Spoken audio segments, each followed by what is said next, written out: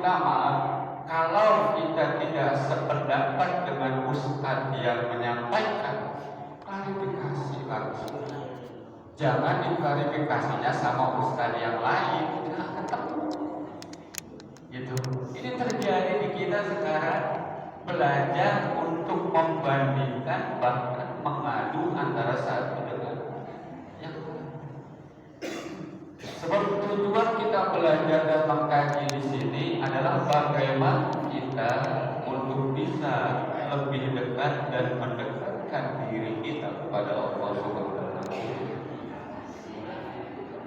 Bukan untuk mencari ikhtilaf dan perbedaan di antara kita.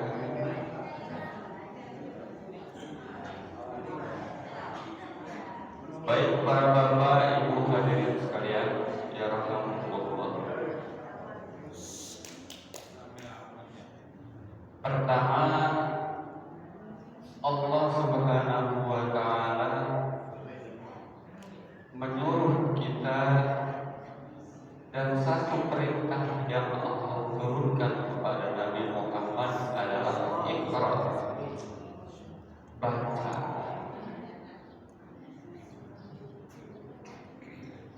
Iqra bismi rabbikal ladzi khalaq.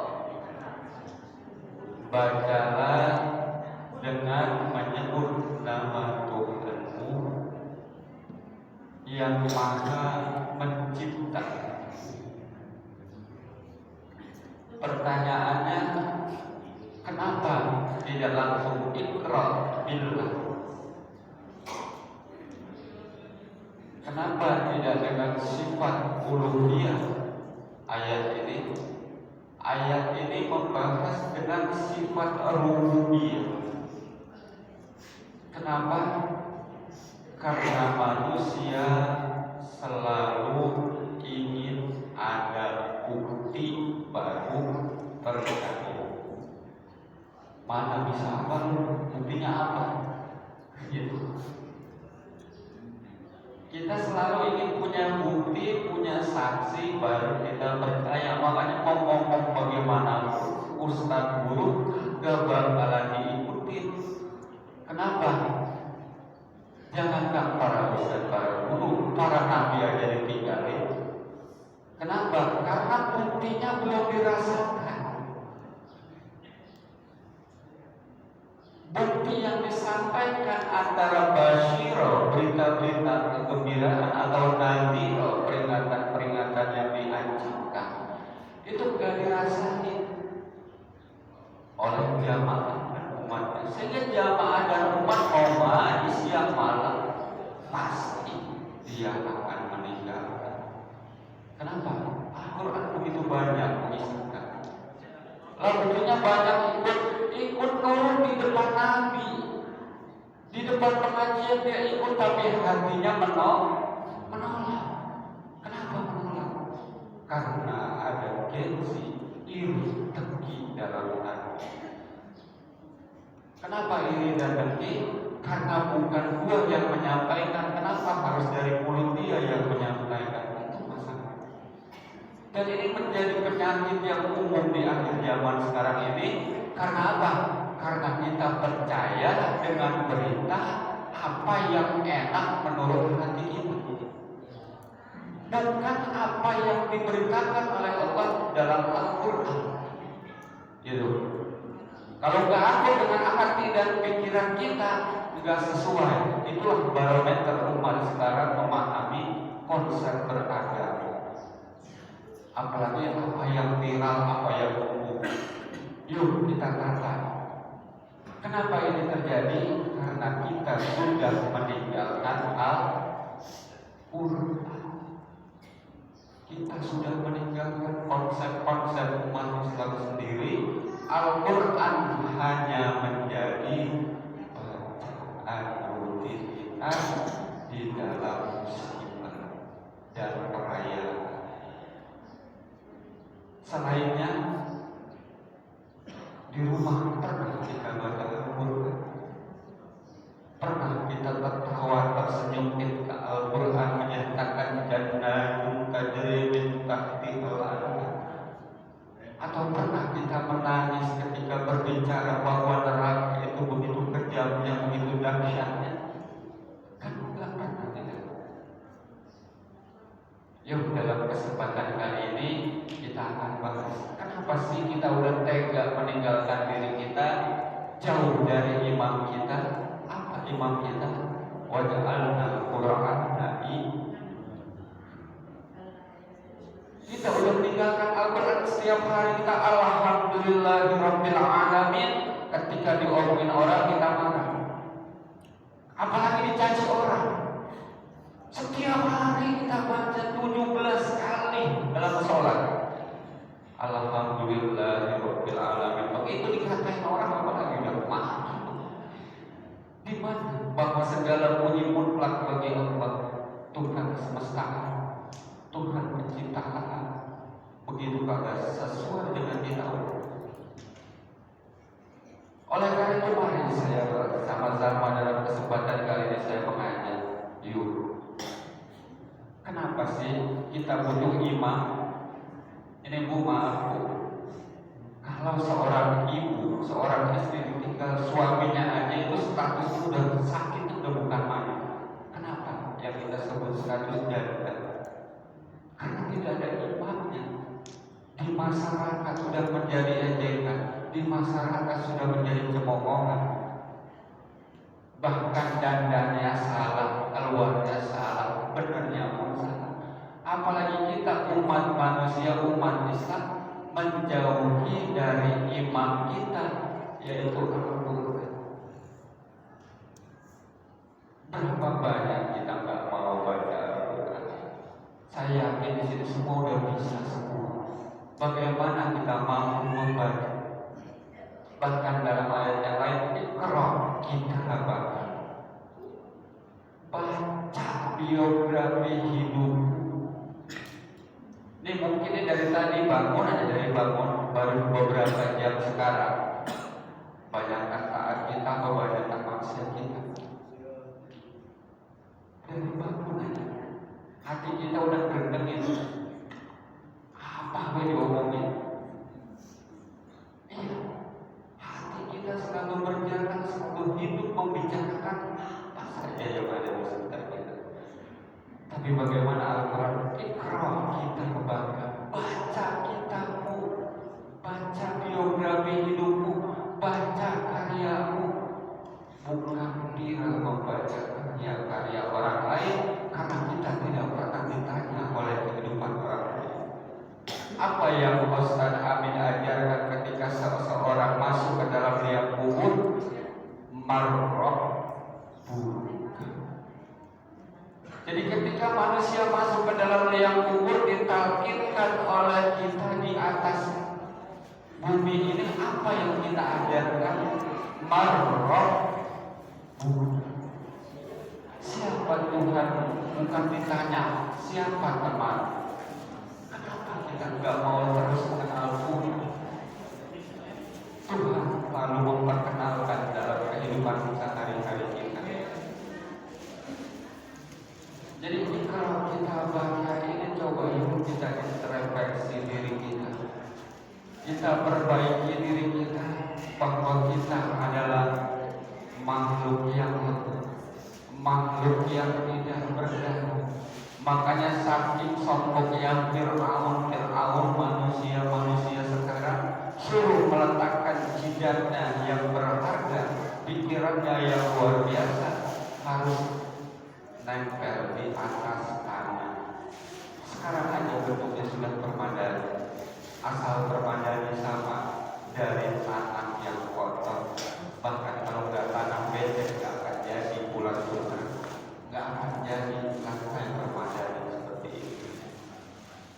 Baik para bapak ibu hadirin sekalian, oleh karena itu yuk kita tinggalkan imam kita, cari imam kita. Apa? Satu ayat dalam Al-Quran kita imani, kita yakini, kita percaya, itu akan menghantarkan kita bertemu dengan Allah Azza wa Jalla. Yuk kita coba, terserah mau ayat yang mana, karena setiap diri kita punya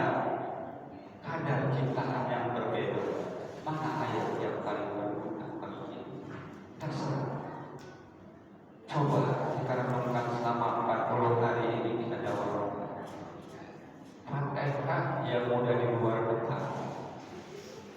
Kita cari di situ mana Bismillahirrahmanirrahim. Di mana rahmat Allah yang kita rasakan, di mana sayangnya Allah yang kita rasakan. Kalau kita sudah mampu mengetahui rahmat dan rahim Allah, kita tidak akan bermusuhan. Kenapa bermusuhan timbul? Ini timbul karena kita meninggalkan rahmat dan rahimnya. Oleh karena itu Rasulullah bersabda, man qara'a Qur'an summa ra'a anna ahadan utiya afdala mimma utiya faqad istasghara ma Allahu alaihi. Man qara'a Qur'an, barang siapa yang membaca Al-Qur'an. Nun itu Al-Qur'an, Yasin itu Al-Qur'an, Qaf itu Al-Qur'an, walaupun satu huruf. Summa ra'a, kemudian dia melihat, ia memperhatikan, anna ahadan, ada seseorang utia yang diberikan afdala mimma utiya. Kemudian dia bandingin, ngaji makan apa? Ya, membaca Quran. Apalagi sekarang orang tua sudah tidak ada yang mendidik anaknya untuk mengenal Tuhan. Sebab 3 tugas orang tua kepada anak: adibu auladakum ala salasati hisalin. Pertama, ajarkan anakmu mengenal Tuhan. Kalau emak bapaknya kagak kenal, bagaimana bisa ngajarin? Yang kedua, ajarkan anakmu tentang Rasulullah. Dan yang ketiga, ajarkan anakmu tentang tiga-tiganya sudah kita tinggalkan. Nah, sekolah yang benar supaya kerja. Tak ubahnya anak kita bagai seekor sapi yang dulu menjadi karikan gerobak. Tak ubahnya anak kita bagaikan mesin yang tugasnya harus bekerja dan bekerja.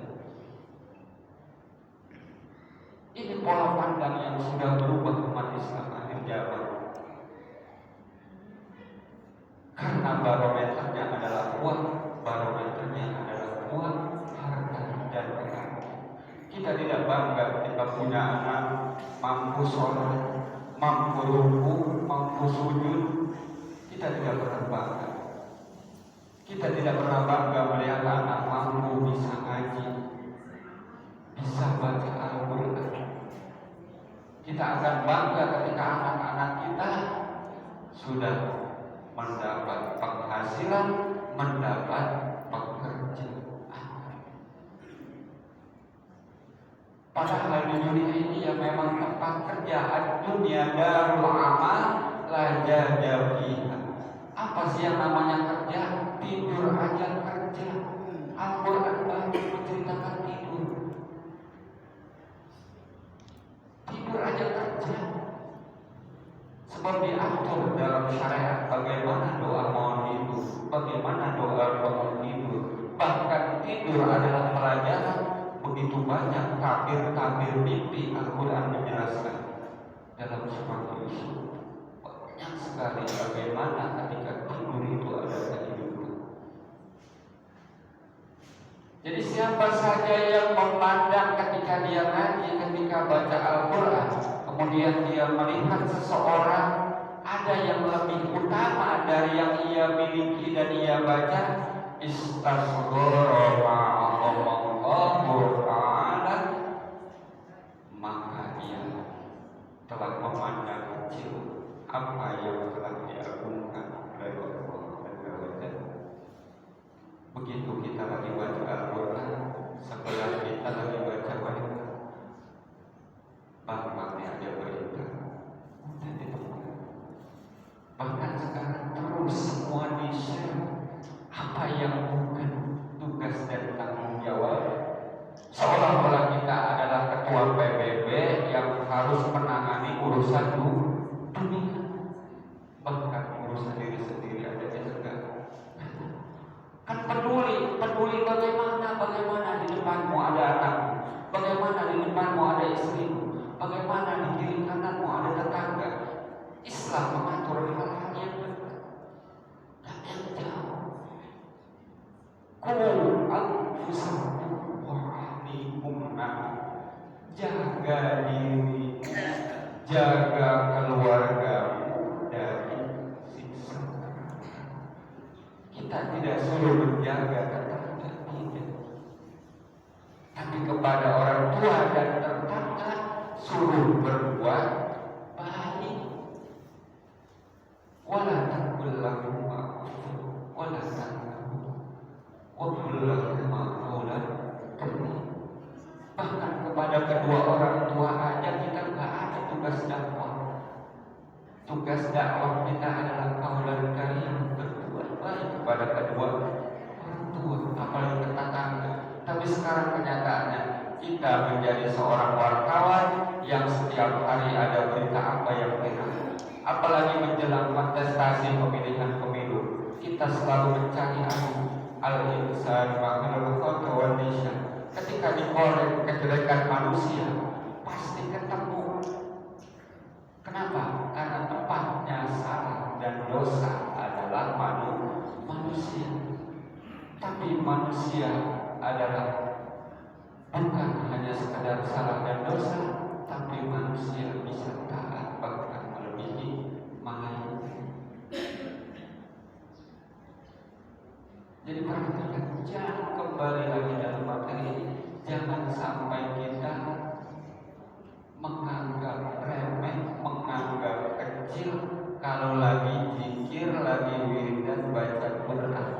Tapi sampai saat ini saya bercoba dari maghrib sampai malam, saya coba keliling kampung, udah nggak ada yang kedengeran di rumahnya orang tua ngajarin anak udah nggak ada. Apalagi orang tua baca Al-Quran di rumah udah nggak ada. Yang ada kapan? Pada saat duka dan pada saat perayaan. Cuma di dua tempat itu yang ada. Apakah kita hidup dalam kondisi seperti itu? Yuk kita bangkitkan semangat.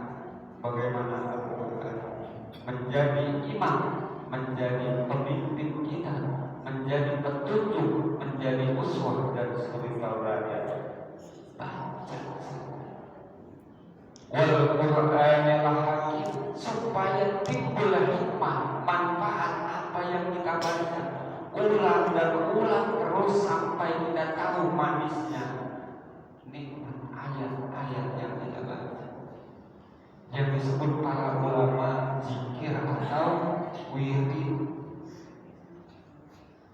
Kita amalkan menjadi sebuah zikir rutinitas. Dari pagi sampai sore misalnya kita hafalkan sekarang. Apa yang kita hafal ayat ini, kita tambah misalnya setelah Fatihah, qul a'udzu birabbin nas, qul a'udzu birabbin nas, qul a'udzu birabbin nas. Dari saat pagi sampai kita tidur satu ayat aja dulu. Susah, lupa. Ketika ingat terus lagi, ketika ingat terus lagi. Setiap hari kita selalu bersama dengan Al-Quran. Setelah besok kita tambah lagi la'udzu birabbin nas, malikin nas, malikin nas. Terus setiap hari satu ayat. Malu umur kita udah berapa ayat Al-Quran yang kita hafal, kita tidak malu.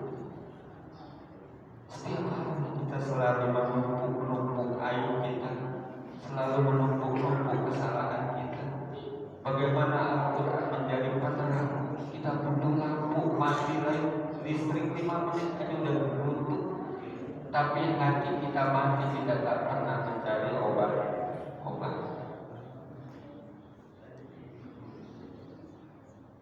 Dalam hadis yang lain Rasulullah SAW bersabda, "Ma min syafi'in afdala manzilatan indallahi ta'ala minal Qur'an la nabi wala maliki wala ghairihi." Ma min syafi'in, ini yang kita selalu harapkan. Kita selalu mengharapkan syafaat Rasulullah. Benar gak Bu? Kita selalu berharap mendapat syafaat. Apa sih syafaat? Pertolongan. Kita pengen ditolong. Apakah menolong itu harus sama? Ada yang menolong kita pandiin, ada yang menolong orang kita jorokin, kan gitu. Menolong itu gak harus sama. Persepsi kita itu dalam syafaat kita lagi berdua itu sama. Pertolongan itu gak mesti sama. Ada yang menolong orang nyapuin kulitnya, bahkan ada yang menolong orang membedah kulitnya kan, dibayar lagi operasi. Sama-sama tujuannya menolong. Kalau syafaat kita artikan sebagai pertolongan, pertolongan apa yang Rasulullah harapkan untuk diri kita? Di mana kita salahnya? Kan minta tolong kalau tahu sakitnya. Iya enggak? Kita berobat kalau tahu penyakit kita. Kalau nggak tahu nggak akan berobat, pasti dibawa oleh orang, diantarin berobat langsung masuk IGD. Karena nggak tahu kita juga nggak sadar. Kalau kita masih sadar, kita berobat pasti nanya, perut tadi bungkus bahaya, sakit apa? Ditanya sama teman, makan apa emang? Kan gitu terus. Itu karena tahu. Nah, pertolongan sama syafaat yang kita harapkan ke Rasulullah, apa yang kita perlukan? Kan kita minta syafaatnya gak jelas. Kita minta tolong apa sama Rasul? Apa ajaran Rasulullah yang sudah kita perjuangkan? Apa yang sudah kita perjuangkan? Apa yang bentuk cinta kita kepada Rasulullah yang sudah kita berikan? Coba, kata Rasulullah, "Man kana yu'minu billah falyukrim ghayrahu." Barang siapa yang beriman kepada Allah dan Rasulnya, maka muliakanlah tamu. Hajatan muda banyak, tamu disuguhin kita. Asal biasa udah beres bodoh amat, tamu malah mau datang, mau dikasih makan, mau kagak. Itu budaya kita udah. Kenapa kita berani mengundang, berani bertanggung jawab untuk menjauh? Apalagi kata Rasul, patokannya disetarakan dengan iman dengan Allah dari hari akhir. Apa? Muliakan tamu.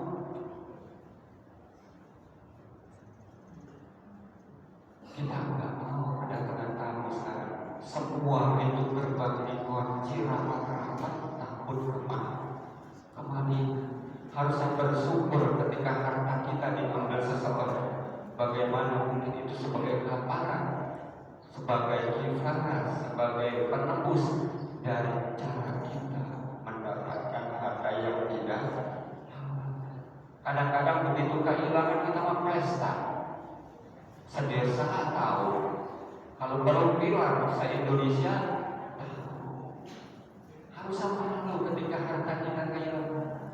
Barangkali ada cara kita mendapatkan harta yang mengambil hak orang. Udah kalau harta hilang ngapain? Apa yang kita perbaiki? Orang yang setiap kita makan aja kita hilang tiap hari, kita nggak berun. Kemarin kita makan sate, kemarin kita makan sesuatu yang enak, pagi ini sudah harus rambut terus.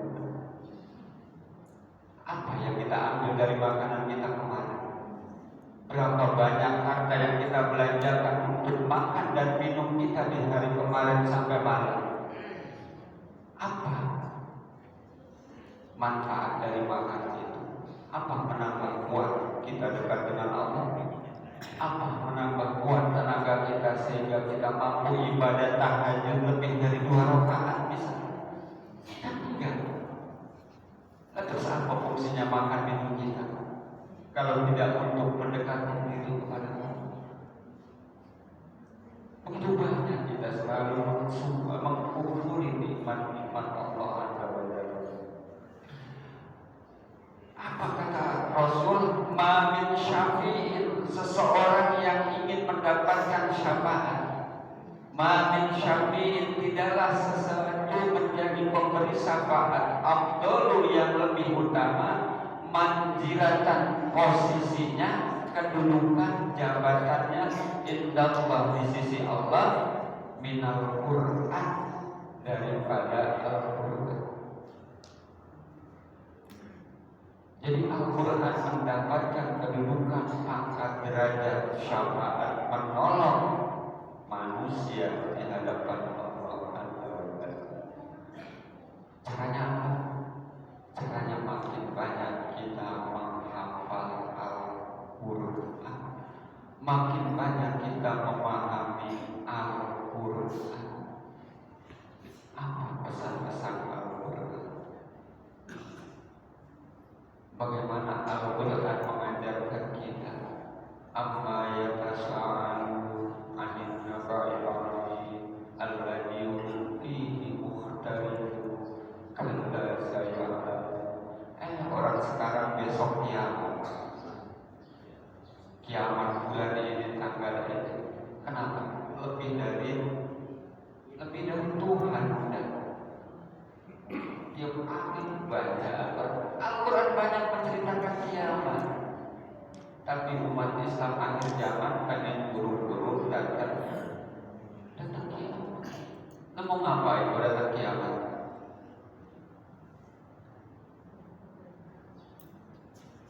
Bagaimana Al-Quran berbicara al-waqi'ah, bagaimana Al-Quran al-haqqah, bagaimana Al-Quran al-jaljalah, atau yang paling akhir Al-Qari'ah, Mal-Qari'ah, wa ma adraka mal-Qari'ah, yawma yakunun nasu kal-farasil mabsus, wa takunul jibalu kal-jabal manfus, fa'amma saqulat samawati wa mawdi'u syafi'u.